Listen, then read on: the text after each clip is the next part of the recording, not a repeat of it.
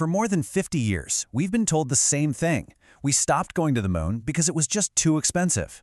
But what if that's not the whole story? Not even close. We're going to dig into the absolutely stunning testimony of Apollo 16 astronaut Charles Duke, who, at 89 years old, decided to share what he says is the real, chilling reason we never went back. Everything hinges on this one sentence. You have to understand, in the world of spaceflight, every single second is accounted for. Communication is non-stop. So 30 seconds of pure, dead air from mission control, that's not just an eternity, it's a sign that something has gone horribly wrong. Just try to put yourself in his boots. It's April 1972. You're miles from your only ride home, on a world that's nothing but random craters and gray dust. And then you see it, something with straight lines, clean edges, deliberate angles, something that wasn't made by nature. Now, before we go any further, we have to talk about who Charles Duke is. Because a story this wild, well, it all comes down to the person telling it. And folks, Duke's credibility is about as solid as it gets. This isn't just some guy. He was an Air Force test pilot, he had a master's degree from MIT, he literally helped engineer the Apollo guidance system. And maybe most famously, he was the voice of Mission Control, the Capcom, who calmly talked Neil Armstrong and Buzz Aldrin down for that first landing. His entire life was built on hard data and precision. And that's really the whole point, isn't it? NASA didn't send poets to the moon. They sent engineers. They sent pilots. They sent people who could look at a flickering gauge and know if it was a real problem or just a glitch. Which makes what Duke says he experienced next so unsettling. You know, even before the big discovery, the one that would change everything, things were already getting weird. The lunar surface just wasn't behaving the way their training said it should. Duke and his commander, John Young, started noticing things that, well, they just seemed to defy physics. Think about this for a second. In the vacuum of space, sunlight should be a harsh, sterile white. But they were seeing flashes of blues and purples. They were hearing musical tones in frequencies where there should have been absolute deafening silence. And maybe the creepiest part?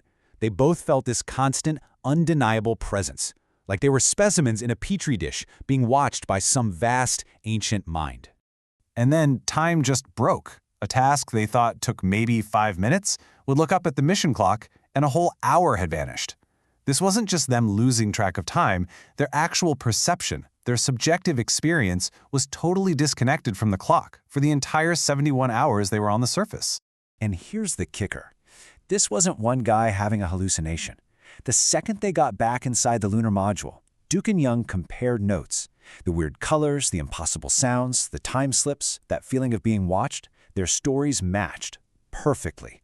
These are two of the most mentally vetted observers on the planet, sharing the same impossible experience. But okay, look, all those things, the sounds, the colors, the feelings, you could argue that's all subjective. Maybe it's just the stress of being a million miles from home. What came next, though, that wasn't subjective. It was physical, it was real, and they took pictures of it. So there they are, just doing their job, a routine geological survey, picking up rocks, another day at the office, on the moon. And then Duke looks up at the horizon and sees something that just doesn't belong. In a world where nature only makes curves and chaotic messes, he saw geometry. As they got closer in the rover, it became clear. It was a wall, or at least the foundation of one. Duke described it as being made of these massive, angular blocks, all fitted together with a kind of precision that nature just doesn't do. It was ancient, covered in eons of dust, but there was no question it was built. Duke grabs his mic and makes the call, and just listen to the language he uses. It's calm, precise, totally factual, the report of a test pilot. He's describing what looks like an artificial structure on the moon, and he's asking Houston, hey, what do you want us to do now? And the response from Houston was nothing. Total silence. Not the usual 1.3-second light speed delay, a full half-minute of static. 30 seconds of a room full of geniuses whose entire job is to respond instantly, choosing to say absolutely nothing. And right here, this is the smoking gun for a lot of people. When the reply finally came, it was cold, it was flat, it was completely dismissive. No, say that again, Apollo 16? No, can you describe it? Just ignore the potential ruins of an alien civilization and get back to picking up rocks, as if they were expecting the call. But Duke and Young didn't just ignore it. They were astronauts. They documented everything. They took dozens and dozens of photos from every angle they could think of. And this is where the story takes a really dark turn. Because not one of those photographs has ever been released to the public. For decades, whenever Duke would ask what happened to them, NASA's story just kept changing. First, the photos were classified. Okay. Then, whoops, they were accidentally lost during an archive transfer. And finally, the story became that the pictures just came out blurry. The quality was too degraded to release. Duke's response to that? He just flat out says it's not true. He was there, he was holding the Hasselblad camera, and he says the images he took were perfectly focused, tack-sharp, crystal clear. He believes 100% that those photos are sitting in a locked vault somewhere right now. Now look, if this was just Charles Duke's story, you could maybe try to dismiss it. But here's the thing, it wasn't an isolated incident.